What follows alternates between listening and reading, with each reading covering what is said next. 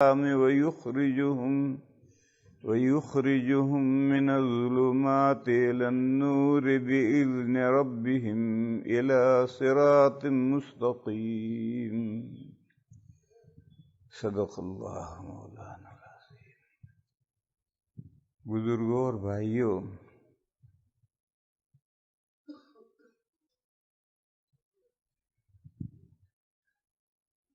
سوال یہ کیا تھا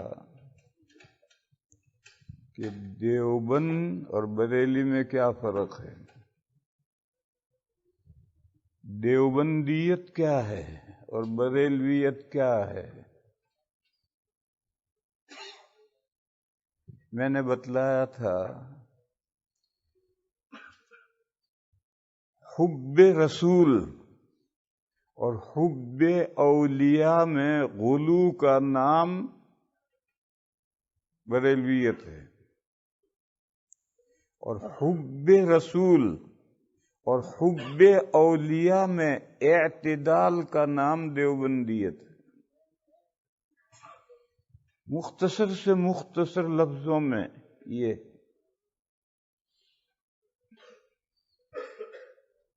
اس کی نظیر شیعیت اور سنیت کیا ہے؟ شیعہ فرقہ ہے، سنی ہم لوگ ہیں. شیعیت اور سنیت میں کیا فرق ہے؟ ایک نقطے کا فرق ہے. حب آل رسول میں، رسول میں نہیں، آل رسول، رسول اللہ صلی اللہ علیہ وسلم کی آل اولاد کی محبت میں غلو کا نام شیعیت ہے، اور اس میں اعتدال کا نام سنیت ہے. ہمیں بھی آل رسول سے محبت ہے الحمدللہ، مگر اس میں اعتدال غلو نہیں. ان کو بھی آل رسول سے محبت ہے، رسول سے نہیں. رسول کو تو ایک طرف کرو، آل رسول سے محبت ہے. اور آل رسول میں محبت حدود سے آگے چلی گئی تو وہ شیعہ بن گیا. تو ایک بنیادی نقطہ ہوتا ہے جہاں سے اختلاف شروع ہوتا ہے، پھر اختلاف کے بالوں پر نکلتے ہیں، پھر طرح طرح سے نئے نئے مسئلے اختلافی آپس میں پیدا ہوتے چلے جاتے ہیں اور بات بڑھتی چلی جاتی ہے. لیکن اختلاف شروع ہوتا ہے ایک بنیادی نقطے سے. یہ آپ نے کیا کہا کہ آل رسول سے محبت، رسول سے محبت نہیں؟ یہ کیا بات کہی؟ بھئی آل رسول سے محبت ہے تو رسول سے پہلے محبت ہوگی؟ کوئی ضروری نہیں. آل رسول سے محبت ہو تو رسول صلی اللہ تعالی علیہ وسلم سے بھی محبت ہو، یہ ضروری نہیں. دیکھو میں اس کی نظیر دوں. ایک فرقہ ہے جو اپنے آپ کو اہل حدیث کہتا ہے، ان کو قرآن سے کوئی محبت نہیں، بس حدیث حدیث، رات دن حدیث حدیث حدیث حدیث رٹتے رہیں گے. قرآن سے ان کو کوئی محبت نہیں. ارے بھائی قرآن تو اللہ کا کلام ہے اور وہ وحی مطلوع ہے، اور حدیثیں بھی اللہ کی طرف سے وحی ہیں، اور ارشاد تو حضور کے ہیں، وحی اللہ کی ہے. تو اس کا سیکنڈ نمبر ہونا چاہیے. نہیں، انہوں نے اس کو فرسٹ نمبر کر دیا.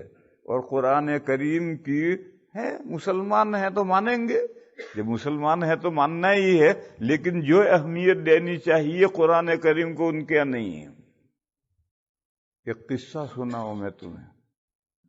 بنارس، وارانسی، اب نیا نام اس کا یہ رکھا ہے ہندوؤں نے. وہاں ہمارے بھی بہت لوگ ہیں اور اہل حدیث بھی بہت ہیں، ان کا سب سے بڑا مدرسہ وہیں ہے. ایک مرتبہ میں وہاں ایک مدرسے کے جلسے میں گیا ہمارا جو مدرسہ ہے وہ اور ان کا جو سب سے بڑا مدرسہ ہے، ان دونوں کے دروازوں کے درمیان میں 500,000 میٹر کا فاصلہ ہے۔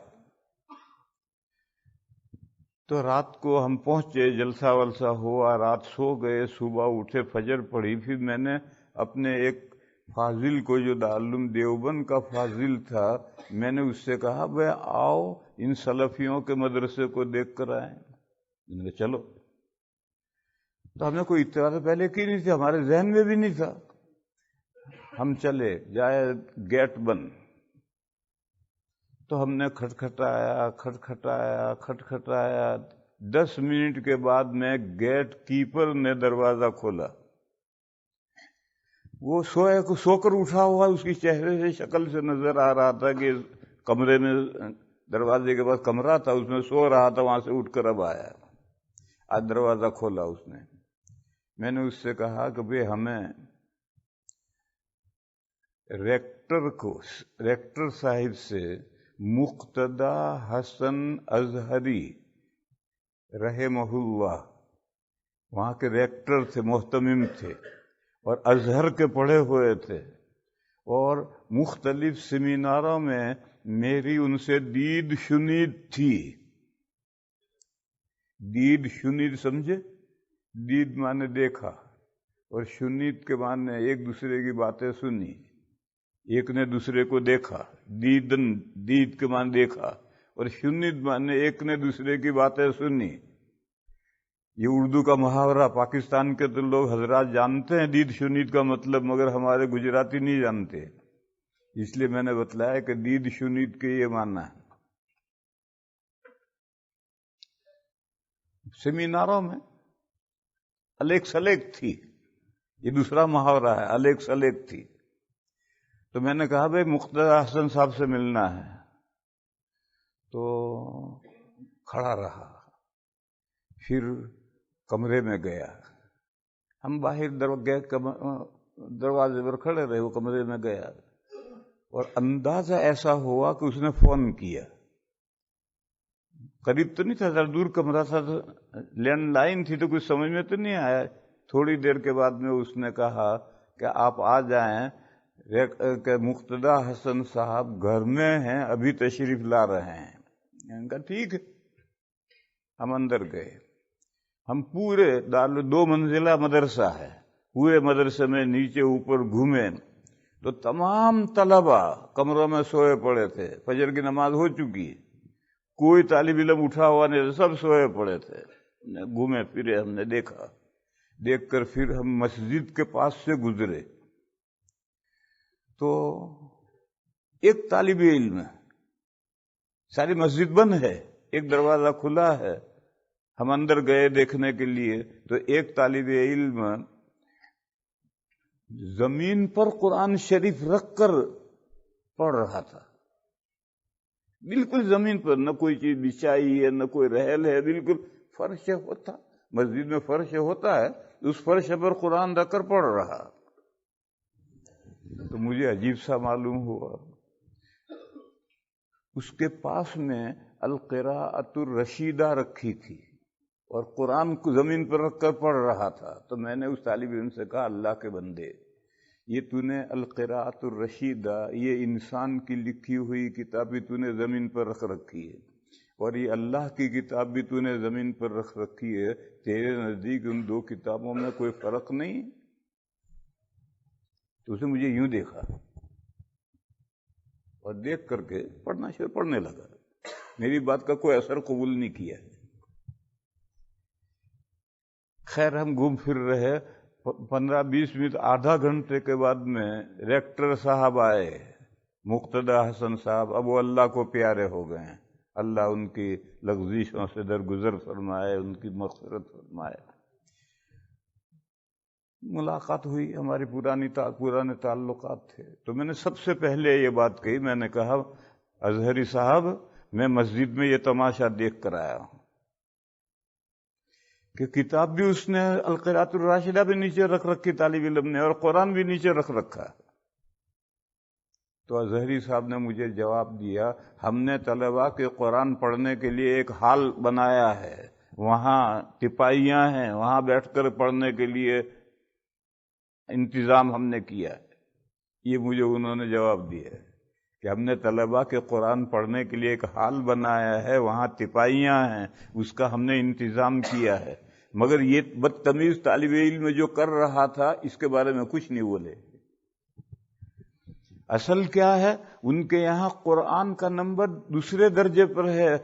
آپ ان کی گفتگویں مہینہ بھر 6 مہینے سنتے رہیں، حدیث حدیث، بخاری بخاری، کبھی ایک دن بھی قرآن کا نام نہیں لیں گے، قرآن کی ایک آیت بھی کبھی نہیں پڑھیں گے، قرآن کی ایک آیت سے بھی استدلال نہیں کریں گے۔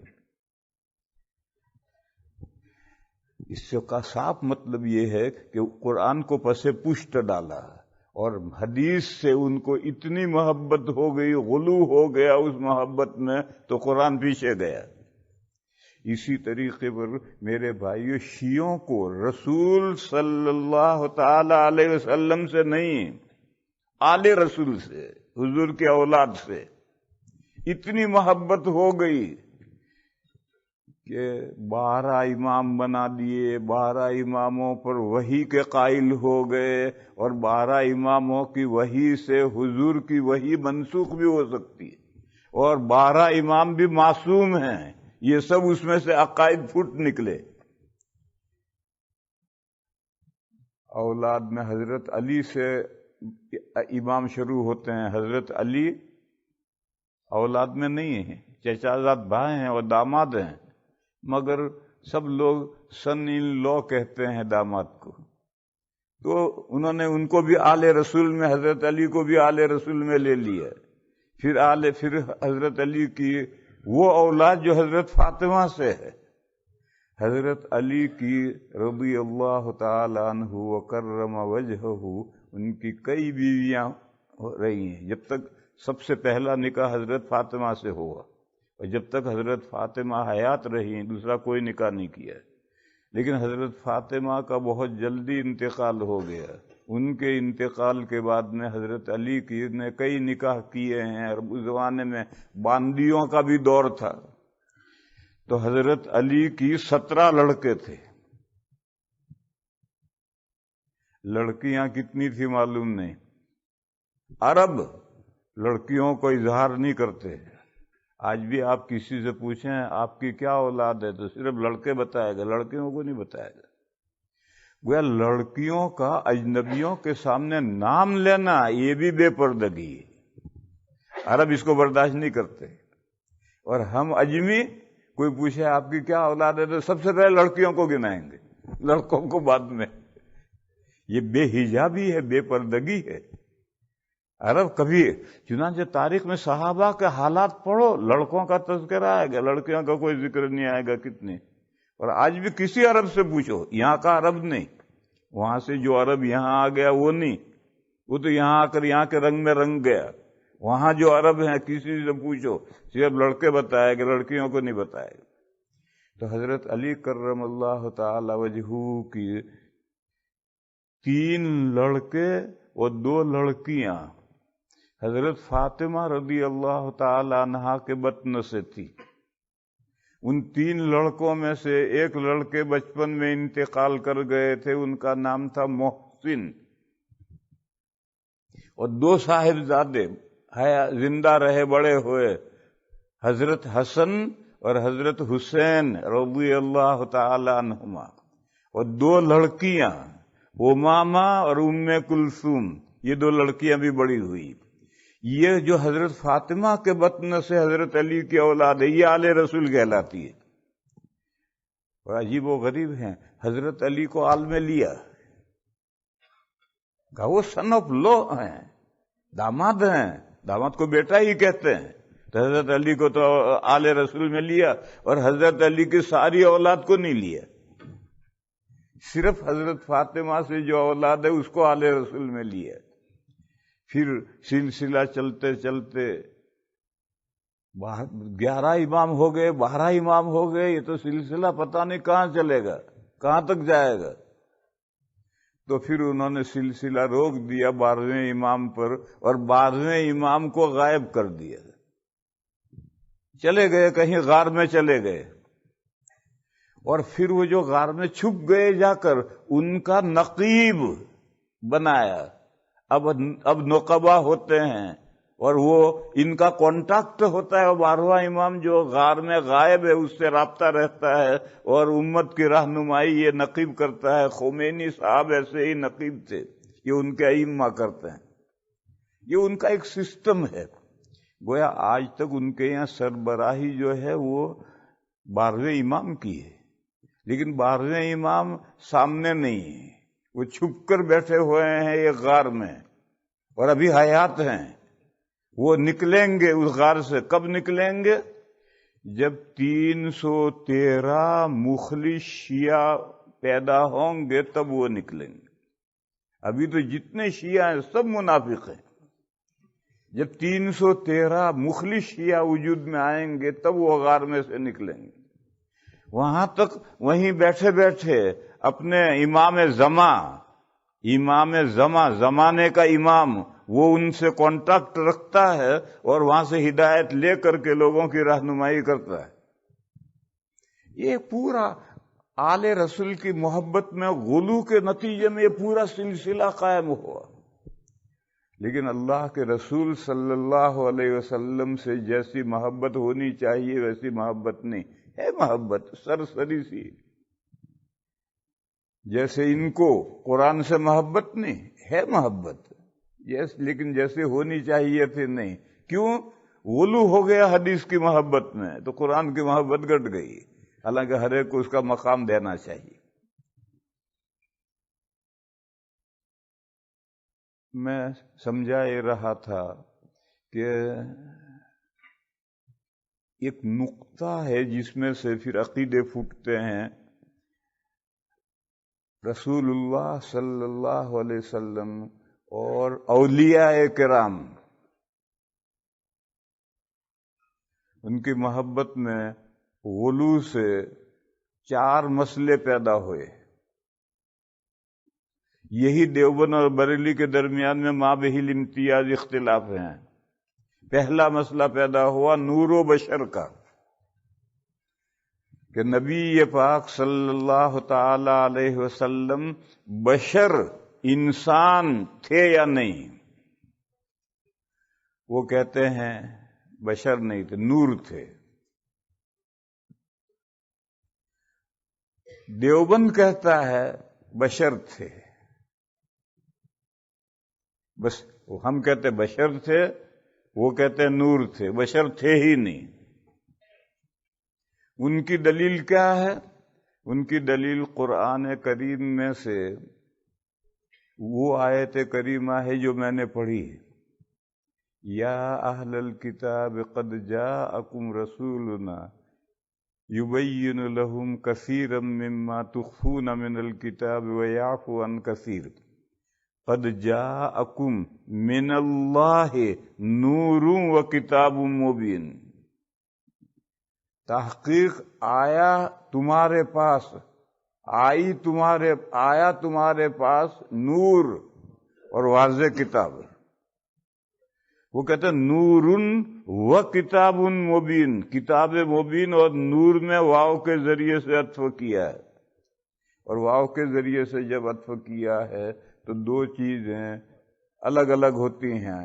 جاء زید و امر، زید اور امر آئے تو زید الگ ہے، امر الگ ہے، نور الگ ہے، کتاب مبین الگ ہے۔ کتاب مبین قرآن کریم ہے اور نور اللہ کے رسول ہے۔ کہا دیکھو اللہ کے رسول کو نور کہا گیا قرآن میں۔ ایک دلیل تو ان کی یہ ہے۔ دوسری دلیل ان کی یہ ہے، ایک حدیث گھڑی ہوئی حدیث پیش کرتے ہیں، بالکل گھڑی ہوئی 100%۔ اول ما خلق اللہ نوری، اللہ نے کائنات کے بالکل بگننگ میں، آغاز میں میرا نور پیدا کیا ہے۔ معلوم ہوا کہ حضور نور ہیں، بشر نہیں۔ یہ ایک حدیث ہے، بالکل گھڑی ہوئی حدیث۔ یہ 2 ان کی دلیلیں ہیں۔ دیوبند کیا کہتا ہے؟ قرآن کریم انبیاء، صرف حضور نہیں، سارے انبیاء کی بشریت کی صراحت سے قرآن بھرا پڑا ہے کہ تمام انبیاء بشر تھے، فرشتے نہیں تھے۔ کفار کہتے تھے کہ گورنمنٹ کو اپنا کوئی نمائندہ بھیجنا ہوتا ہے تو اپنے لوگوں میں سے بھیجتا ہے، اللہ کو اگر رسول بنا کر بھیجنا تھا تو کروبیوں کو بھیجتے، مقرب فرشتوں کو بھیجتے۔ یہ ایک انسان جو ہمارے جیسا ہے، جو بازار میں جوتیاں چٹکھاتا پھرتا ہے، اس کو رسول بنا دیا؟ اللہ کے یہاں کچھ فرشتوں کی کمی تھی؟ قرآن اس کے جواب میں بار بار کہتا ہے کہ ہمیشہ انسان بشر ہی رسول بن کر آئے، انسان ہی رسول بن کر آئے، وہاں بشر لفظ استعمال کیا۔ اور یہ کہا کہ اگر زمین میں فرشتے باطمینان بسے ہوئے ہوتے تھے، چلتے پھرتے ہوتے تھے، یمشون فی الارض مطمئنین، تو ہم آسمان سے فرشتوں کو رسول بنا کر بھیجتے۔ لیکن جب زمین پر انسان ہیں، بشر ہیں، اور وہ بسے ہوئے ہیں، تب ان کے پاس فرشتہ رسول بنا کر کیسے بھیجا جائے گا؟ ان کی طرف تو انسان ہی کو رسول بنا کر بھیجا جائے گا۔ اس مضمون کی جہاں جہاں آیتیں ہیں وہاں بشر لفظ استعمال کیا ہے۔ وَفَمَا وَمَا جَعَلْنَا لِبَشَرٍ مِّن قَبْلِكَ الْخُلْدَ أَفَإِن مَّاتَ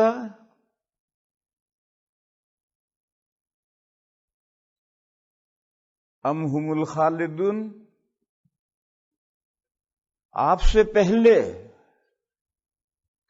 جو بھی رسول آئے ہم نے اس کو بشر بنایا، ہمیشہ کوئی زندہ نہیں رہا،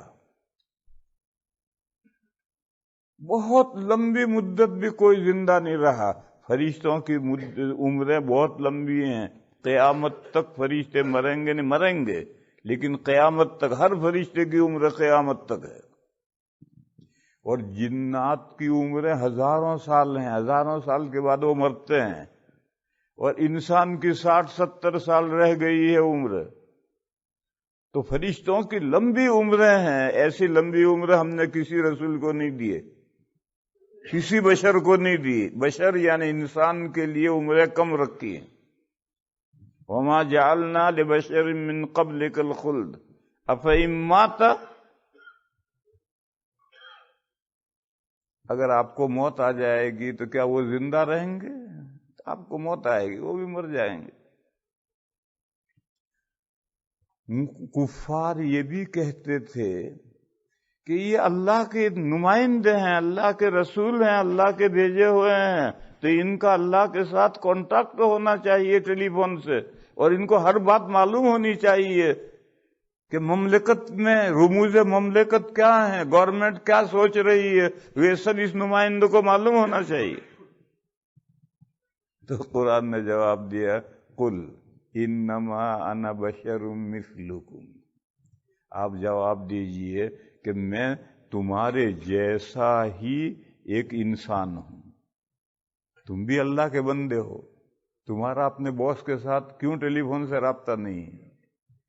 ہم سب اللہ کے بندے ہیں، غلام ہیں، نوکر ہیں، اللہ ہمارے باس ہیں، ہمارا کون سا کانٹیکٹ ہے ٹیلی فون سے اللہ تعالیٰ سے؟ رسول نے کہا کہ میں بھی اللہ کا ایک بندہ ہوں، تمہارے جیسا ہی انسان ہوں۔ قل انما انا بشر مثلکم، ہاں تمہارے اندر اور میرے اندر ایک فرق ہے، میرے اندر سرخاب کا پر لگ رہا ہے، جو پر تمہاری پگڑی میں نہیں لگا ہوا ہے۔ ایک فرضی پرندہ ہے سرخاب، وجود کچھ نہیں اس کا، جیسے ایک پرندہ عنقا ایک پرندہ ہے، ایسا ہے ویسا ہے، سب فرضی باتیں۔ ایک پہاڑ ہے کوہ قاف، وہ سب فرضی باتیں ہیں۔ ایسے لوگوں کو بیوقوف بنانے کے لیے ہر زمانے میں کچھ فرضی باتیں ہوتی ہیں۔ اور آج کل تو آپ کا جو یہ واٹ اسٹاپ کیا ہے، واٹس ایپ، یہ جو آج کل واٹس ایپ نکلی ہے آپ حضرات کی، یہ تو ساری خرافات کا مجموعہ ہے۔ روز ایک نئی خبر گھڑی ہوئی اس کے اوپر واٹس ایپ پر آ جائے گی۔ تو یہ ہر زمانے میں یہ سب بکواس چلتے رہتے ہیں۔ یہ پرانے زمانے کی بکواس ہے کہ عنقا پرندہ ہے، کوہ قاف سونے کا ایک پہاڑ ہے، اور ایک سرخاب پرندہ ہے، اس کا کہاں رہتا ہے؟ کہ جہاں 7 سمندر اکٹھا ہوتے ہیں وہاں رہتا ہے۔ 7 سمندر تو کہیں بھی اکٹھا نہیں ہوتے۔ وہ پرندہ آج تک کسی نے نہیں دیکھا، لیکن وہ 7 سمندر جہاں رہتا ہے وہاں ان کا پر کبھی کبھی گر جاتا ہے، تو وہ پر مل جاتا ہے، اور وہ پر اتنا خوبصورت ہے اور اتنا مبارک ہے کہ بادشاہ اسے پگڑی میں یوں گھساتے ہیں۔ مغل بادشاہوں کے تم نے فوٹو دیکھے ہوں گے تو ان کی پگڑی میں ایک یہاں پر ہوگا، وہ سرخاب کا پر، یعنی خاص امتیاز جو کسی کو حاصل نہیں۔ میری پگڑی میں سرخاب کا پر لگ رہا ہے اور کسی کے پاس میں یہ سرخاب کا پر نہیں۔ تو میں نے جو محاورہ استعمال کیا کہ میں تمہارے جیسا ہی انسان ہوں، تم بندے ہو، تمہارا اپنے باس سے ٹیلی فون سے رابطہ نہیں ہے، تو میں بھی تمہارے جیسا انسان ہوں، میرا کہاں سے رابطہ ہوگا؟ ہاں، میرے اندر تمہارے اندر ایک فرق ہے، میرے اندر ایک سرخاب کا پر لگ رہا ہے۔ وہ کیا پر لگ رہا ہے؟ کہ میرے پاس اللہ کے معبود ہونے کی وحی آتی ہے کہ معبود وہ اکیلے ہیں، ان کے علاوہ کوئی معبود نہیں ہے، اور تم نے مندروں میں جو خدا بٹھا رکھے ہیں یہ کوئی معبود نہیں ہے، یہ وحی آتی ہے میرے پاس۔ قل انما انا بشر مثلکم یوحی الی انما الہکم الہ واحد۔ بہرحال ایسی اور بہت سی آیتیں ہیں جس میں تمام انبیاء کی اور خاص طور پر آقائے نامدار صلی اللہ تعالی علیہ وسلم کے انسان ہونے کی، بشر ہونے کی صراحت ہے کہ وہ انسان تھے۔ اور یہ حدیث اول ما خلق اللہ نوری، اللہ نے سب سے پہلے میرے نور پیدا کیا، یہ بوگس حدیث ہے، موضوع حدیث ہے، گھڑی ہوئی حدیث ہے، اس کا کوئی سر پیر نہیں ہے۔ سیرت کی ایک کتاب ہے مواہب لدنیا کی شرح، زرقانی، 8 جلدوں میں ہے۔ اس سیرت کی کتاب ہے حضور کے حالات میں، تو اس نے یہ حدیث لکھی ہے، اور حدیث لکھ کر یہ کہا کہ یہ مصنف عبد الرزاق میں یہ حدیث ہے۔ حوالہ مار دیا اس نے۔ اب مصنف عبد الرزاق کا کوئی وجود ہی نہیں، ابھی حوالہ صحیح ہے یا نہیں ہے؟ میرے بھائیوں یہاں رک کر یاد رکھو، یہ جو لوگ حوالے دیتے ہیں ان میں سے 50% حوالے بھی بوگس ہوتے ہیں، لہذا کسی حوالے پر اعتماد مت کرو۔ اس نے کہا فلاں کتاب میں، اس کتاب میں ڈھونڈو ہے یا نہیں؟ اکثر ڈھونڈو گے تو پہاڑ کھودو گے چوہیا نکلے گی۔ اس لیے ان حوالوں پر کہ فلاں کتاب میں ہے، مت مانو اسے۔ وہ فلاں کتاب لا کر اس کو دیکھو، لا بھیا وہ فلاں کتاب لا کر دکھا، تیری بات نہیں مانتے۔ 50% حوالے بوگس ہوتے ہیں۔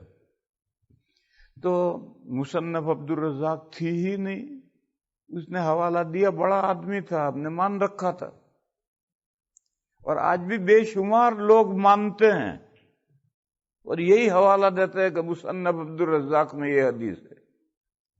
پھر مصنف عبد الرزاق چھپ کر آئی، مولانا حبیب الرحمن اعظمی محدث قدس سرہ کی تحقیق سے 11 جلدوں میں چھپ کر آئی، تو میں نے 11 طالب علموں کو ایک ایک جلد دے کر بٹھایا کہ پوری جلد پڑھو، یہ حدیث کہاں ہے ڈھونڈو۔ تو پوری 11 جلد میں نے پڑھوا دی، کہیں وہ حدیث نہیں۔ دوسرا حوالہ تھا اجلونی، ایک بڑے محدث گزرے ہیں، ان کی مشہور حدیثوں کے سلسلے میں ایک کتاب ہے کشف الخفا، پوشیدہ باتیں کھولی ہیں اس نے، جو لوگوں کی زبانوں پر حدیثیں ہیں ان حدیثوں کے بارے میں اس نے بتلایا ہے کہ وہ حدیثیں کیسی ہیں۔ اس حدیث کو بھی اس نے لیا ہے اور اس نے یہ کہا کہ یہ حدیث اتنی نہیں ہے، آدھا صفحہ کی لمبی حدیث ہے۔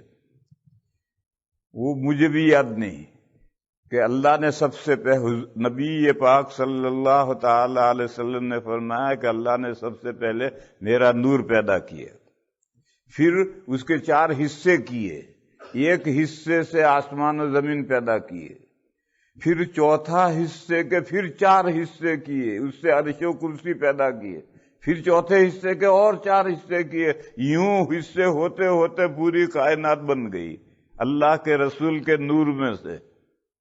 یہ تو وہی نظریہ ہو گیا وحدت الوجود والا۔ فلاسفہ یہ کہتے ہیں اور اسی نظریے کو صوفیوں نے لیا کہ بندوں کا وجود اور اللہ کا وجود ایک ہے۔ یہ بندے سب اللہ کے وجود کے اندر ہی شکلیں ہیں، جیسے دھوپ میں صورتیں پیدا ہوتی ہیں، پانی میں بلبلے پیدا ہوتے ہیں، اللہ کے وجود ہی میں یہ مخلوقات پیدا ہوئی ہیں، تو سب کو اللہ میں ملا دیا۔ تو انہوں نے سب کو رسول میں ملا دیا کہ اللہ نے سب سے پہلا میرا نور پیدا کیا، پھر نور کے 4 حصے کر کے چوتھے حصے سے آسمان و زمین پیدا کیے، پھر اس کے چوتھے حصے سے عرش و کرسی پیدا کیے، پھر اس کے اسی چوتھے حصے میں چلتے گئے اور پوری کائنات اسی چوتھے حصے میں سے نکل آئی۔ تو وہ وحدت الوجود تھا، یہ وحدت النور ہو گیا۔ گویا ساری کائنات حضور کے نور سے پیدا ہوئی ہے، حضور کے نور کے علاوہ کچھ نہیں۔ اور یہ حدیث میں نے کہا ہے ہی نہیں کسی کتاب میں، اور جتنی لمبی چوڑی جس انداز سے ہے وہ تو صاف واضح ہے کہ گھڑی وہی بات ہے۔ علماء دیوبند نے کہا نبی پاک صلی اللہ تعالی علیہ وسلم بشر تھے۔ قرآن کریم میں 10 آیتیں ہیں جن میں اللہ کی کتابوں کو نور کہا گیا ہے، کسی پیغمبر کو نور نہیں کہا گیا، نہ حدیثوں میں نہ قرآن میں کوئی آیت کریمہ نہیں ہے جو کسی بھی رسول کو نور کہا گیا ہو۔ ہاں اللہ کی کتابوں کو نور کہا گیا ہے۔ فرمایا انا انزلنا التوراۃ فیہا ھدی ونور، ہم نے تورات اتاری، اس تورات میں گائیڈنس تھا اور لائٹ تھی۔ تو گائیڈنس بھی تورات ہے، لائٹ بھی تورات ہے۔ اسی طریقے پر یہ جو آیت کریمہ ہے سورہ مائدہ کی، وَأَنزَلْنَا کیا ہے، قَدْ جَاءَكُم مِّنَ اللَّهِ نُورٌ وَكِتَابٌ مُبِينٌ، نور اور کتاب مبین دونوں قرآن شریف کو کہا گیا ہے۔ نوروں اور لائٹ بھی قرآن ہے، اور واضح کتاب بھی قرآن ہے۔ دلیل آگے پڑھو، یہدی بھی آیا ہے، بھی معنی آیا، تسنیہ کی ضمیر نہیں آئی۔ اگر نور اور کتاب مبین 2 ہوتے تو یہدی بھی ما آتا، ان دونوں کے ذریعے سے اللہ راہ دکھاتے ہیں۔ حالانکہ آگے بھی آیا، یہدی بھی من اتبع رضوانہ، جو اللہ کی خوشنودی کی فالو کرتا ہے، چاہتا ہے کہ اس سے اللہ راضی ہو جائیں، تو اس بندے کو اللہ تعالی نور اور کتاب مبین کے ذریعے سے راہ دکھاتے ہیں۔ یہ بھی ضمیر ہے کہ یہاں نور اور کتاب مبین ایک ہیں، کہ بعض مفسرین نے لکھا ہے کہ نور سے مراد حضور پاک صلی اللہ علیہ وسلم ہے، لکھا ہے۔ بعض مفسرین نے لکھا ہے، قرآن تو مفرد کی ضمیر استعمال کر رہا ہے، تو ہم قرآن کی سنیں گے یا بعض مفسرین کی سنیں گے؟ قرآن کریم تو کہتا ہے یہدی بھی، حالانکہ قاعدے سے اگر نور اور کتاب مبین الگ الگ ہے تو یہدی بہما آنا چاہیے، اور بہیما نہیں ہے تو ہم قرآن کی سنیں؟ قرآن کہتا ہے کہ نور اور کتاب مبین ایک ہیں، اور فلاں مفسر کہتے ہیں کہ دو ہیں، نور سے مراد حضور ہیں، تو مفسر کی سنیں گے یا قرآن کی سنیں گے؟ تو اس آیت کا یہ جواب ہے۔ اور پورے قرآن و حدیث میں یہ ایک اول ما خلق اللہ نوری، یہ جو ایک موضوع حدیث ہے، اس کے علاوہ کسی حدیث میں، کسی قرآن کی آیت میں اللہ کے کسی رسول کو، کسی نبی کو نور نہیں کہا گیا ہے، اور بشر جگہ جگہ کہا گیا ہے۔ بعض لوگ تعویل کرتے ہیں، ایسی تعویل لا یروا بہ قائلہ، ایسی تعویل جو عقیدے والے کو پسند نہیں ہے۔ عقیدے والے بریلوی ہیں کہ انبیاء بشر نہیں ہیں، نور ہیں، تو وہ تعویل ایسی تعویل کرتے ہیں جو ان قائلین کو پسند ہی نہیں ہے۔ وہ یہ کہتے ہیں کہ نبی پاک صلی اللہ تعالی علیہ وسلم بشر بھی تھے، نور بھی تھے۔ اس کو تو وہ مانتے ہی نہیں، بشر مانتے ہی نہیں کہ وہ ایک وقت میں بشر بھی تھے اور نور بھی تھے۔ یہ ایسی تعویل ہے کہ لا یرضی بہ قائلہ۔ یہ جو مسئلہ ہے کہ نبی پاک صلی اللہ تعالی علیہ وسلم نور تھے یا بشر تھے، اس میں سے مسئلہ نکلا کہ حضور پاک صلی اللہ تعالی علیہ وسلم کا سایہ تھا یا نہیں تھا۔ ظاہر ہے نور کا کوئی سایہ نہیں ہے، یہ بتیاں سب جل رہی ہیں، لائٹ ہے، نور ہے، ان کا کہاں سایہ ہے؟ اور بشر ہیں، جیسے ہم سب بشر ہیں تو ہمارے سایہ ہیں، تو حضور کا بھی سایہ ہوگا۔ یہ مسئلہ پیدا ہوا، ان بریلیوں نے کہا حضور کا کوئی سایہ نہیں تھا، وہ نور تھے۔ ہم کہتے ہیں کہ نہیں، سایہ تھا، بشر تھے۔ اور یہ جو قول ہے کہ نور بھی تھے اور بشر بھی تھے، یہ ایسی تعویل ہے جس کے قائل راضی نہیں ہے، پسند نہیں کرتا ہے۔ بریلوی نور اور بشر دونوں باتیں حضور کو نہیں مانتے، وہ کہتے ہیں وہ نور ہی تھے۔ اور یہ جو فرمایا قل انما انا بشر مثلکم، تو وہ کہتے ہیں کہ انا الگ ہے، ماں الگ ہے، اور انا کے معنی ہے بے شک، اور ماں کے معنی ہے نہیں۔ آپ جواب دیجئے بے شک نہیں ہوں میں تمہارے جیسا انسان، لا حول ولا قوت الا باللہ۔ وہ کہتے ہیں انا الگ ہے اور ماں الگ ہے، انا حرف مشبہ بالفعل، بے شک، اور ماں کے معنی نہیں، ماں نافیہ ہے۔ یہاں تو قرآن میں تحریف کرتے ہیں، وہ تو بشر مانتے ہی نہیں۔ بس یہ تعویل ہمارے بعض علماء کی ناملوم ہے۔ میرے ایک بہت پرانے دوست تھے حضرت مولانا محمد یوسف صاحب لدھیانوی قدس سرہ، ہم سہارنپور میں حضرت شیخ مولانا زکریا صاحب کے یہاں اعتکاف کے ساتھی تھے، اور وہ بھی ختم نبوت کے نمائندے تھے۔ میں بھی انڈیا میں ختم نبوت کا جنرل سیکریٹری ہوں، اور ہم نے برطانیہ کے اس کونے سے اس کونے تک دونوں نے ساتھ ساتھ سفر کیے ہیں۔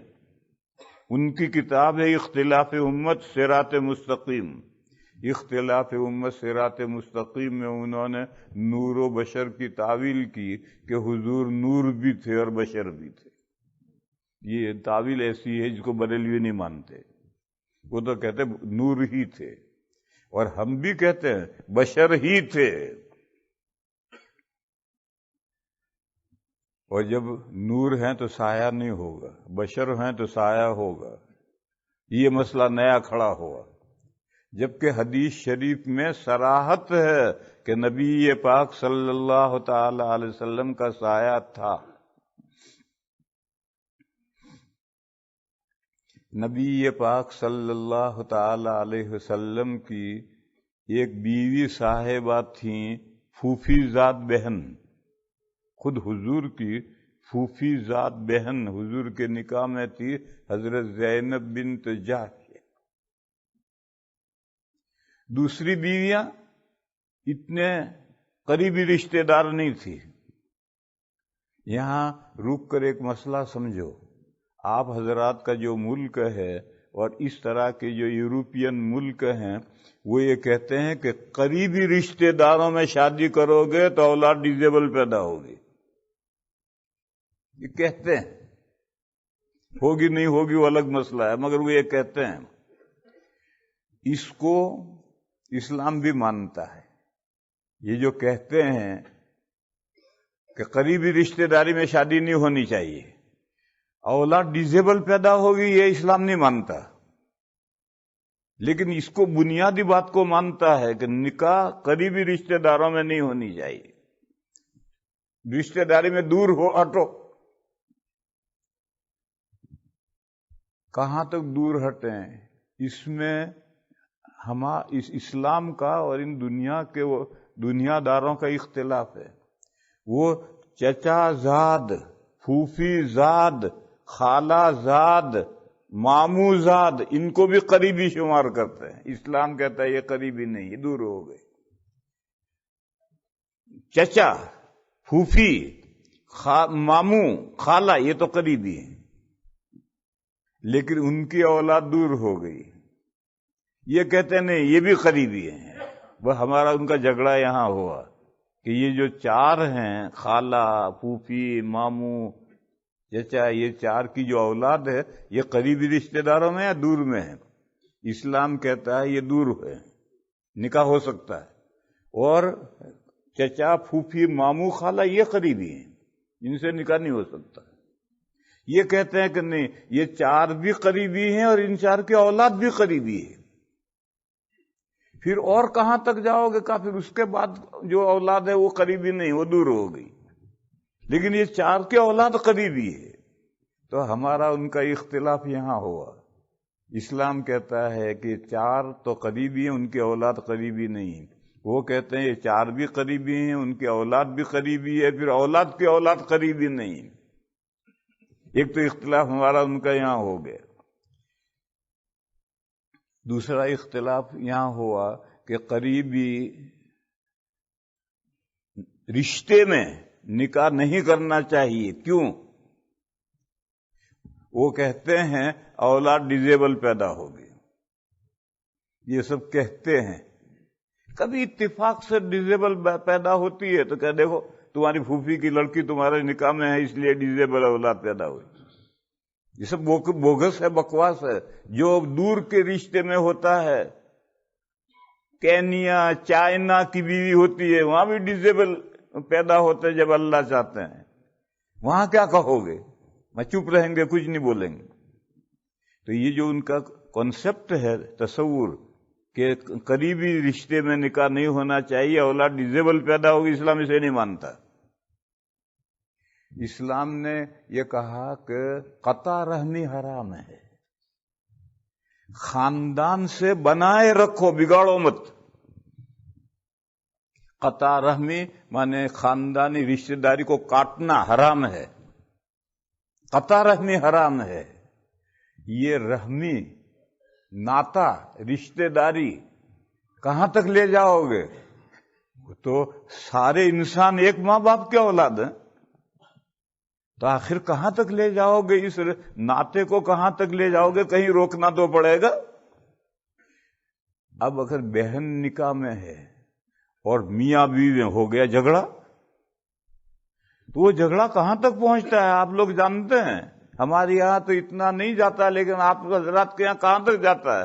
اب بھائی بیوی کے درمیان میں سیپریشن ہو گیا، اب زندگی بھر بھائی بہن سے نہیں بولتا، بہن بھائی سے نہیں بولتی. اگر بہن سے نکاح جائز ہوگا تو قطع رحمی تک پہنچے گا. لہذا قریبی رشتہ داروں میں نکاح اس لیے حرام ہے تاکہ قطع رحمی کی نوبت نہ آئے. بچہ ڈیزیبل پیدا ہوتا ہے، یہ بنیاد نہیں ہے. بنیاد یہ قطع رحمی کی نوبت نہ آئے. اب قطع رحمی یعنی ناتا، اس ناطے کو اگر بڑھاتے گئے تو پھر سب انسان ایک ماں باپ کے اولاد ہیں.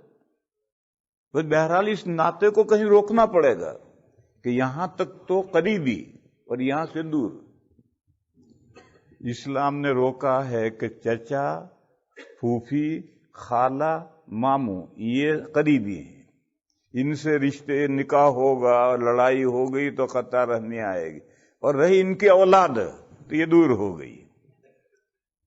اب وہ اولاد اگر بیوی ہے اور لڑائی ہوئی اور قطع رحمی کی نوبت آئی تو کوئی بات نہیں۔ تو اسلام نے یہاں تک جا کر روک دیا قریبی رشتہ داری کو، اس سے آگے دور، اور ان دنیا والوں نے ان کی اولاد تک، پہلی اولاد تک لے گئے، اس کے بعد دور، دوسری اولاد کو وہ بھی کہتے ہیں دور۔ دو باتوں میں اختلاف ہوا، قریبی دور، اس کے بارڈر کہاں ہے؟ دوسرا یہ ہے کہ قریبی رشتہ داری میں نکاح ناجائز کیوں ہے؟ اسلام نے کہا تاکہ قطع رحمی کی نوبت نہ آئے۔ انہوں نے کہا بچہ ڈیزیبل پیدا نہ ہو، کیونکہ ان کے یہاں قطع رحمی کا تو کوئی خانہ ہی نہیں ہے، نہ ماں باپ اور اولاد کے درمیان میں بھی کوئی تعلق نہیں ہے۔ بیٹا اولاد کو ماں باپ سے کچھ نہیں لینا، ماں باپ کو اولاد سے کچھ نہیں لینا۔ 18 سال کی لڑکی ہوگی، جا کہیں ڈھونڈ اپنا بر کے معنی شوہر۔ تو ان کے قطع رحمی کا تو کوئی خانہ ہی نہیں، ناطے کا لحاظ، اس کا ناطے کا تو کوئی لحاظ نہیں۔ تو انہوں نے علت نکالی کہ ڈیزیبل بچہ پیدا نہ ہو، حالانکہ کہیں بھی نہیں پیدا ہوتا۔ اصل علت یہ ہے کہ اگر قریبی رشتہ داری میں نکاح ہوا، خیر میں دوسری طرف بہک گیا۔ نبی پاک صلی اللہ تعالی علیہ وسلم کی ایک بیوی تھی حضرت زینب بنت جحش، وہ حضور کی پھوپھی زاد بہن تھی۔ اس سے معلوم ہوا کہ قریبی رشتہ دار، پھوپھی تو قریبی ہے، پھوپھی سے نکاح نہیں ہو سکتا، لیکن پھوپھی کی لڑکی سے نکاح ہو سکتا ہے، وہ قریب نہیں ہے۔ دوسری تمام ازواج مطہرات ایسی رشتہ دار نہیں تھی، دور تھی۔ اور جو خاندان کی بیوی ہوتی ہے وہ سر چڑھی ہوتی ہے، دور کی ہوتی ہے وہ دور کی ہوتی ہے، وہ زیادہ بولتی نہیں ہے، لیکن خاندان کی ہو تو وہ سر چڑھی ہوتی ہے۔ تو ایک مرتبہ حضرت زینب نے کوئی نامناسب بات کہہ دی تو حضور کو ناراضگی ہو گئی اور حضور ناراض ہو گئے اور ان کے پاس جانا ہی چھوڑ دیا۔ ایک مہینہ گزر گیا۔ یہ روایت جو میں بیان کر رہا ہوں مسند احمد میں ہے، امام احمد علیہ الرحمہ کی لکھی ہوئی حدیث کی کتاب ہے، اس میں یہ روایت ہے۔ ایک مہینہ گزر گیا، حضرت زینب فرماتی ہے کہ میں بیٹھی ہوئی تھی اور سائیڈ سے، مکان کے سائیڈ سے ایک سایہ پڑا، تو میں سایہ دیکھ کر میں نے سوچا کہ یہ سایہ تو حضور کا ہے، اور حضور تو مجھ سے ناراض ہیں، میرے پاس آتے نہیں، پھر یہ سایہ کس کا ہے؟ یہ میں سوچ ہی رہی تھی اور حضور نمودار ہوئے۔ یہ روایت مسند احمد میں ہے کہ انہوں نے سایہ دیکھ کر حضرت زینب نے سوچا کہ سایہ تو حضور کا ہے اور حضور تو ناراض ہیں، میرے پاس آتے نہیں، یہ سوچ ہی رہی تھی اور حضور نمودار ہوئے۔ تو حدیث سے ثابت ہوا کہ نبی پاک صلی اللہ تعالی علیہ وسلم کا سایہ تھا، حدیث سے ثابت ہے۔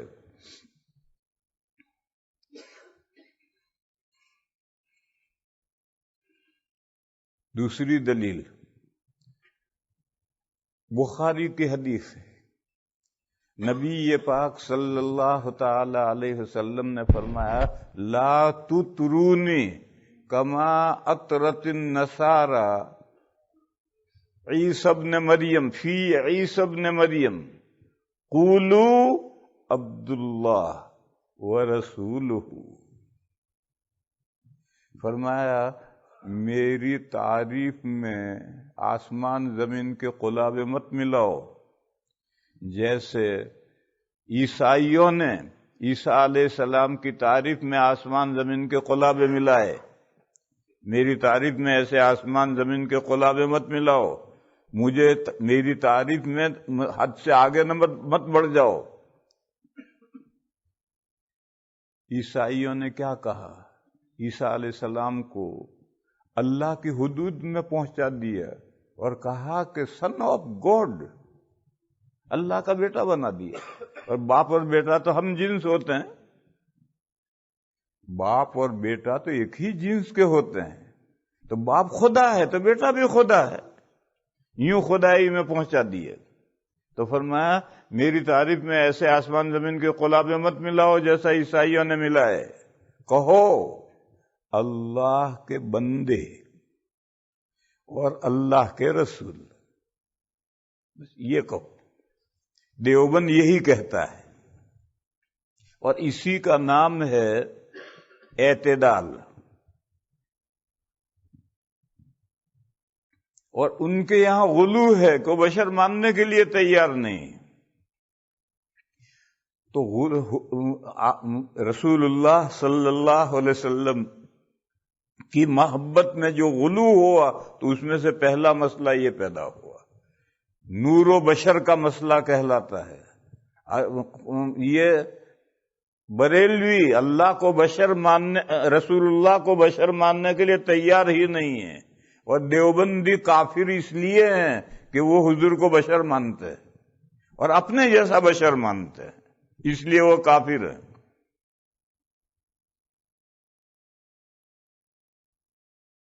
اور ہم ان کو کافر نہیں کہتے. کیوں نہیں کہتے؟ وہ نور تعویل سے کہتے ہیں، اور تعویل وہ ہے جو حضرت مولانا لدھیانوی قدس سرہ نے تعویل کی تھی، وہ تعویل ہے. اس لیے ہم چونکہ تعویل سے وہ بشریت کا انکار کرتے ہیں، نور کو ثابت کرتے ہیں، اس لیے ہم کافر نہیں کہتے. دوسرا مسئلہ علم غیب کا مسئلہ ہے. بریلوی یہ کہتے ہیں کہ اللہ کا علم اور اللہ کے رسول صلی اللہ علیہ وسلم کا علم سیم ہے. جتنا اللہ جانتے ہیں سب حضور جانتے ہیں.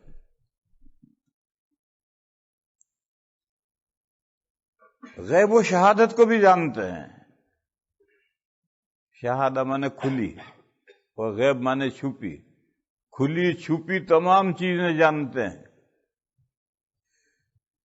یہ چھپی ہمارے لیے، اللہ کے لیے کوئی چیز چھپی نہیں. غیب و شہادت ہمارے اعتبار سے ہے.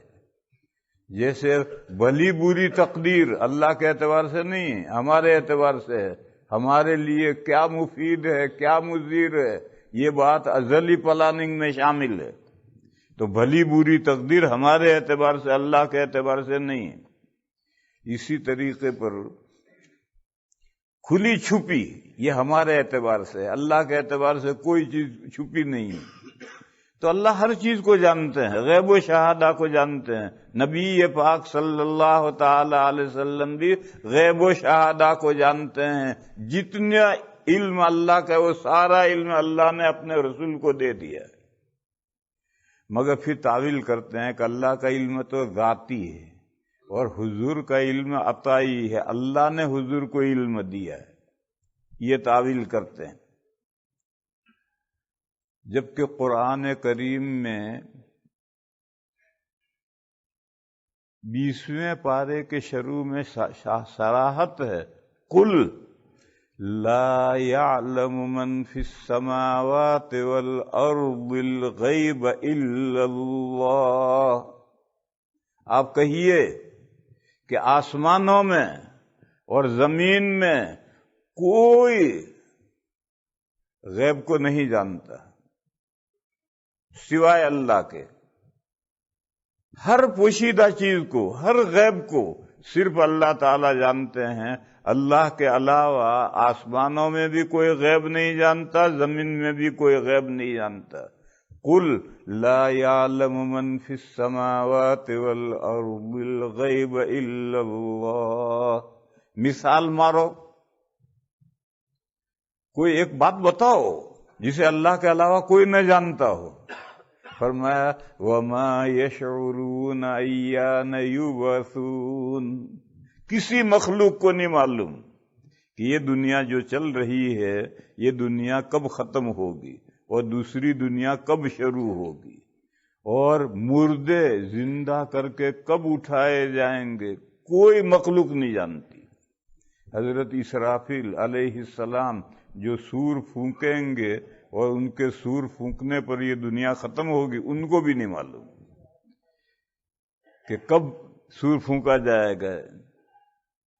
بس ایک جزیہ ثابت ہو گیا کہ اس کو یہ غیب ہے، چھپی ہوئی بات ہے، اور اس کو اللہ کے علاوہ کوئی مخلوق نہیں جانتی۔ معلوم ہوا کہ عالم الغیب و شہادہ صرف اللہ تعالی ہے، اللہ کے علاوہ کوئی مخلوق عالم الغیب و شہادہ نہیں۔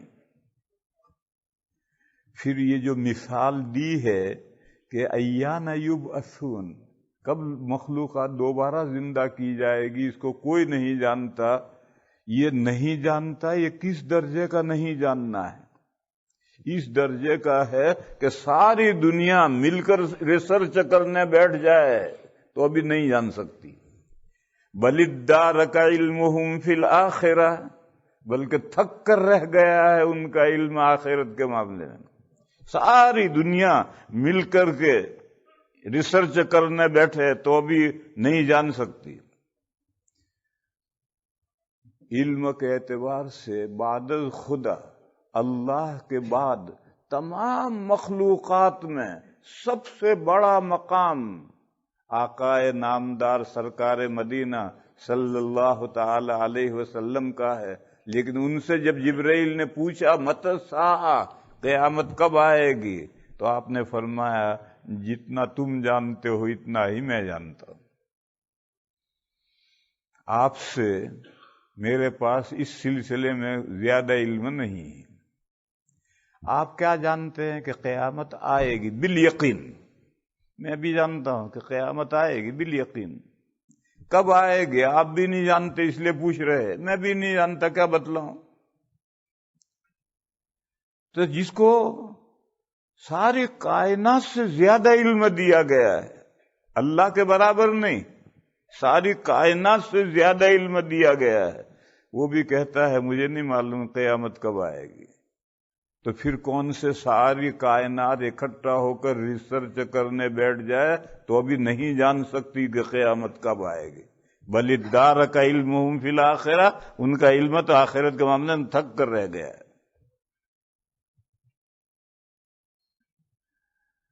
یہ بریلوی حضرات یہ کہتے ہیں کہ اللہ کے علم میں اور اللہ کے رسول صلی اللہ علیہ وسلم کے علم میں کمیت کے اعتبار سے کوئی فرق نہیں ہے، کوانٹیٹی، کمیت کے اعتبار سے کوئی فرق نہیں۔ جتنا اللہ جانتے ہیں سارا حضور جانتے ہیں۔ ہاں، کوالٹی کے اعتبار سے فرق ہے، کیفیت کے اعتبار سے فرق ہے۔ اللہ کا علم ذاتی ہے اور حضور کا علم عطائی ہے، اللہ کا دیا ہوا ہے۔ یہ تعویل کیوں انہوں نے عطائی اور ذاتی کی؟ اس وجہ سے علماء دیوبند نے ان کو کافر نہیں کہا، لیکن بہرحال ان کی رائے غلط ہے۔ اللہ کے برابر کسی کا علم نہیں۔ یہاں رک کر کے ایک درمیان میں مسئلہ سمجھو۔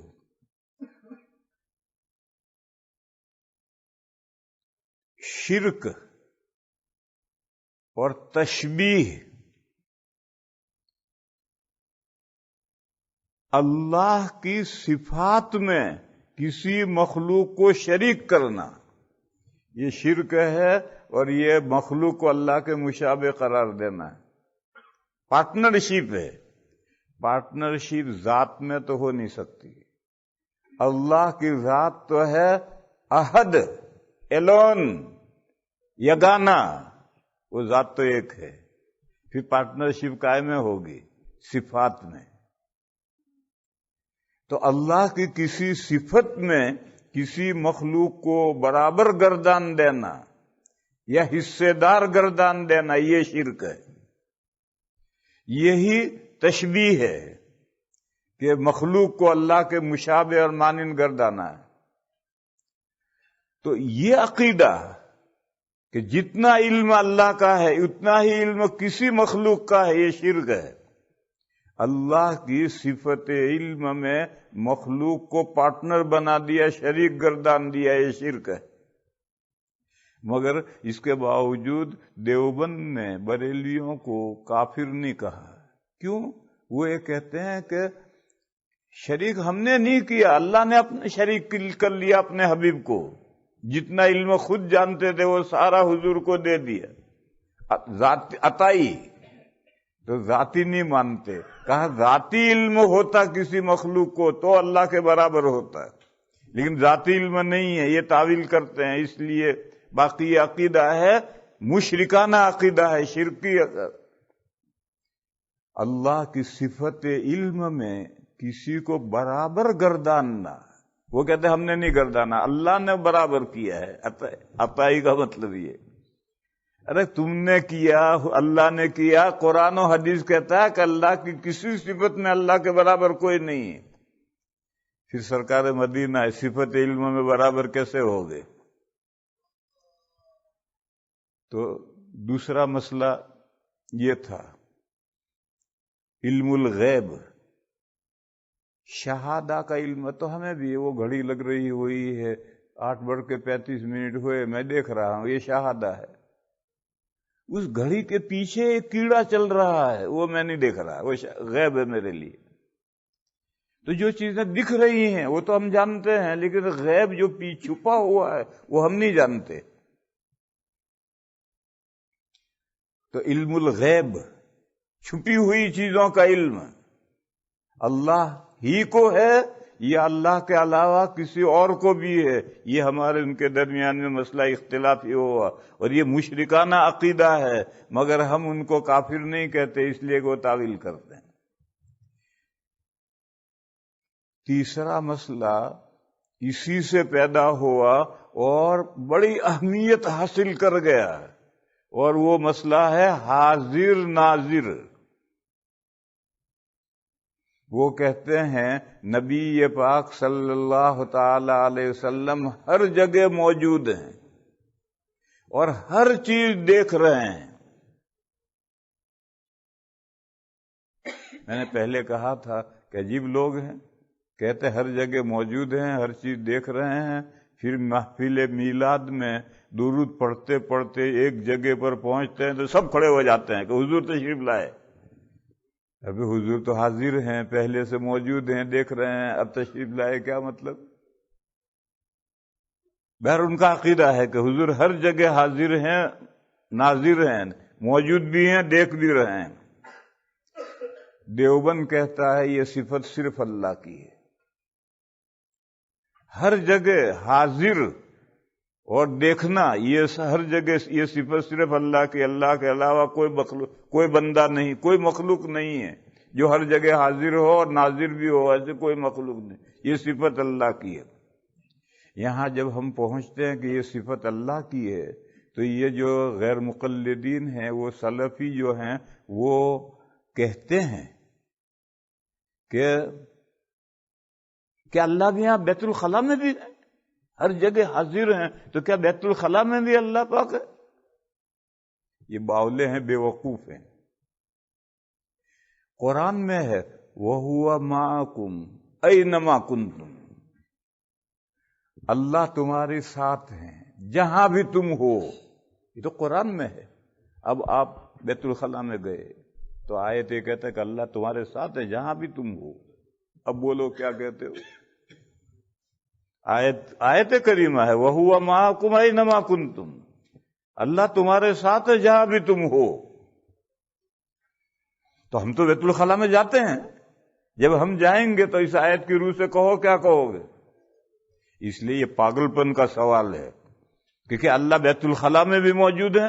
یہ پاگل پن کا سوال ہے. اس آیت کے بارے میں کہو کیا کہو گے؟ اصل بات کیا ہے؟ اللہ کا موجود ہونا مکانی نہیں، جیسے زمانی بھی نہیں ہے. میں نے کل بتلایا تھا، پرسوں بتلایا تھا کہ زمان و مکان اللہ نے پیدا کیے ہیں. زمان یعنی ٹائم، مکان یعنی اسپیس. یہ دو اللہ کی مخلوق ہیں اور خالق مخلوق میں نہیں ہو سکتا. ورنہ سوال ہوگا کہ جب یہ مخلوقات پیدا نہیں ہوئی تھی تو اللہ کہاں تھے؟ جیسے عرش اللہ کا پیدا کیا ہوا مخلوق ہے، بس عرش اللہ کا مکان نہیں ہو سکتا. ورنہ سوال ہوگا کہ جب عرش نہیں پیدا ہوا تھا تو اللہ کہاں تھے؟ بس قرآن میں جو آیتیں ہیں اس کا مطلب ہے کہ اللہ کا عرش کے ساتھ تعلق ہے، وہ مکان جگہ نہیں ہے۔ جیسے کہتے ہیں کہ ہمایوں مر گیا، بابر تخت نشین ہوا، یعنی ہندوستان کا کنٹرول حکومت سنبھالی، تو وہاں ہندوستان میں تخت بھی ہے اور بابر کا اس کے ساتھ تعلق بھی ہوتا ہے، مگر بابر ہر وقت تخت پر بیٹھا رہتا ہے، ایسا سمجھنا غلطی ہے۔ تو اللہ کا عرش ہے، اللہ کا اس سے تعلق بھی قائم ہوتا ہے، لیکن وہ جگہ نہیں، مکان نہیں، اللہ کا مکان نہیں ہے، نہ اللہ زمانی ہے نہ مکانی ہے۔ جب اللہ زمانی اور مکانی نہیں ہے تو ہم بیت الخلا گئے تو بیت الخلا ہمارا مکان ہے، اللہ وہاں ہے مگر اللہ مکان میں نہیں ہے، اللہ تو زمانی بھی نہیں ہے مکانی بھی نہیں ہے۔ بس یہ فضول محمل سوال ہے۔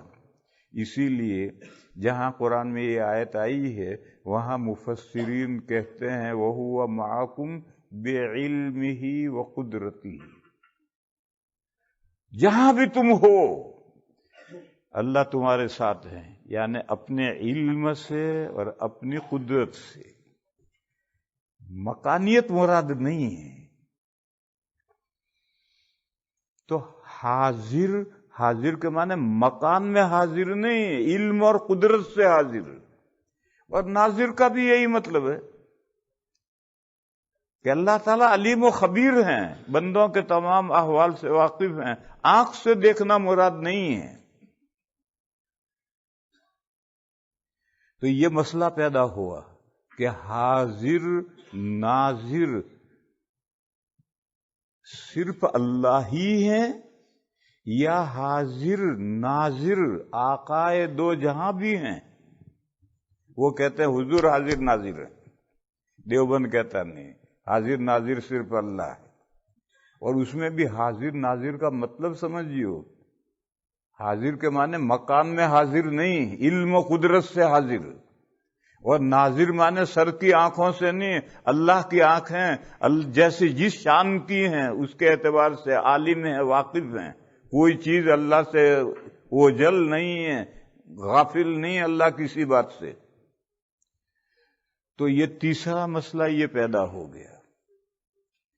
چوتھا مسئلہ یہ پیدا ہوا کہ اللہ کی صفت قدرت، اسی صفت قدرت کو صفت اختیار کہہ لو، اختیار کہہ لو، قدرت کہہ لو، اللہ مختار کل ہیں، پوری کائنات کے میں جو تصرف کرنا چاہیں اللہ کر سکتے ہیں۔ یہ بریلوی کہتے ہیں نہیں، اللہ کے علاوہ حضور بھی مختار کل ہیں اور اولیاء بھی مختار کل ہیں، حضور بھی جو چاہیں کائنات میں الٹ پلٹ کر ڈالیں، حضور کو اختیار اللہ ہے، اور دیا ہوا اللہ کا ہے، وہی عطائی و ذاتی کا مسئلہ۔ اسی طرح سے جو بڑے بڑے اولیاء ہیں ان کو بھی اختیار کامل حاصل ہے، وہ کائنات میں جو چاہیں الٹ پلٹ کر دیں۔ یہ مسئلہ چوتھا مسئلہ پیدا ہوا، مختار کل کون ہے؟ دیوبند کہتا صرف اللہ مختار کل، اللہ کے علاوہ کوئی مختار کل نہیں۔ وہ کہتے ہیں یہ حضور کی توہین ہے، اس کو وہ حضور کی توہین قرار دیتے ہیں، اس لیے دیوبندی کافر ہیں، حضور کی توہین کرتے ہیں۔ دیوبند یہی کہتا ہے کہ مختار کل صرف اللہ ہے، اللہ کے علاوہ کوئی مختار کل نہیں ہے، سب اللہ کے سامنے عاجز بندے ہیں۔ اپنی جگہ پر وہ انبیاء ہیں، سید الاولین ہیں، وہ اولیاء ہیں، بڑے رتبے ہیں، لیکن اللہ کے اعتبار سے وہ عاجز بندے ہیں۔ ہمارے اعتبار سے بڑا مقام ہے ان کا، لیکن اللہ کے اعتبار سے وہ عاجز بندے ہیں۔ مختار کل اللہ ہیں، ان کے علاوہ کوئی نہیں۔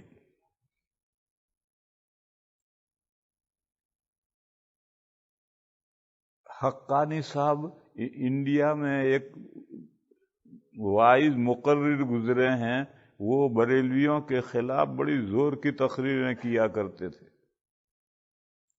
انہوں نے ایک ڈرامہ افسانہ بنایا بامبے میں تقریر کرتے ہوئے۔ پہلے بامبے 90% بریلوی تھے، وہاں تقریر کرتے ہوئے افسانہ بنایا، جو غلط ہے، انہوں نے کہا ایک علاقے میں بارش نہیں ہو رہی تھی، تو علاقے کے سبھی لوگ، سبھی انسان میمورنڈم لے کر بارگاہ خداوندی میں پہنچے کہ پروردگار عالم ہمارے یہاں بارش نہیں ہو رہی۔ یہ میمورنڈم لے کر گئے تو دیکھا کہ اللہ میاں منہ لٹکائے بیٹھے ہیں، پزمردہ، افسردہ، میمورنڈم پیش کیا۔ تو اللہ میاں نے کہا تم لوگ میرے پاس کیوں آئے ہو؟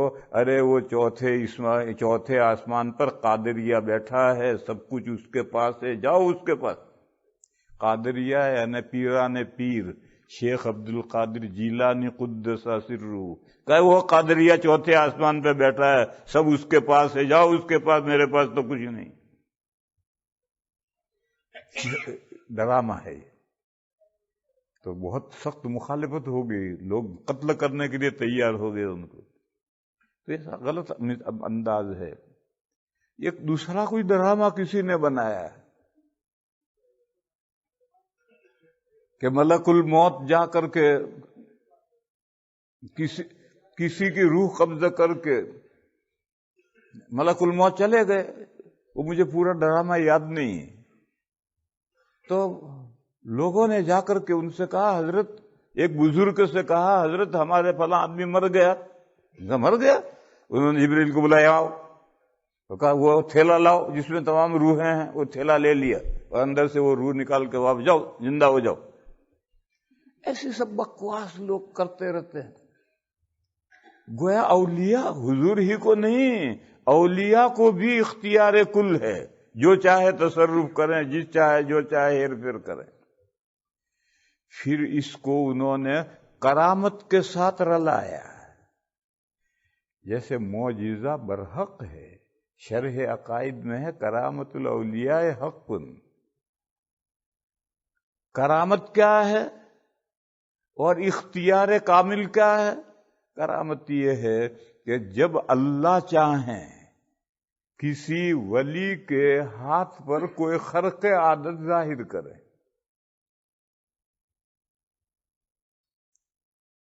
مجھے عبد الرحیم بھائی نے قصہ سنایا، لندن والے، لندن میں ہماری مسجد کا صدر ہے، اس نے ابھی مجھے قصہ سنایا کہ ایک مرتبہ حضرت مولانا اسد مدنی قدس سرہ کی ان کے بڑے بھائی ہیں سلیمان بھائی، انہوں نے دعوت کی تھی۔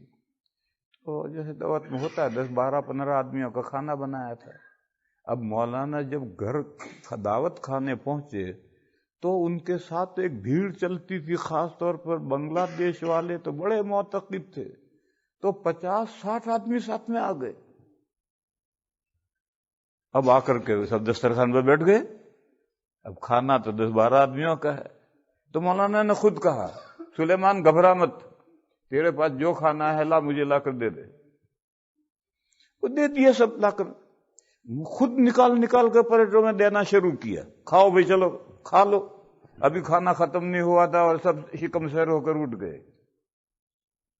تو یہ تو جب اللہ چاہتے ہیں تو کسی بندے کے ہاتھ پر کوئی خرق عادت ظاہر کرتے ہیں، اس میں اس بندے کا کوئی کمال نہیں ہوتا، اس بندے کا جو اللہ سے تعلق ہے اس کا تو دخل ہوتا ہے، لیکن وہ کام اللہ کرتے ہیں۔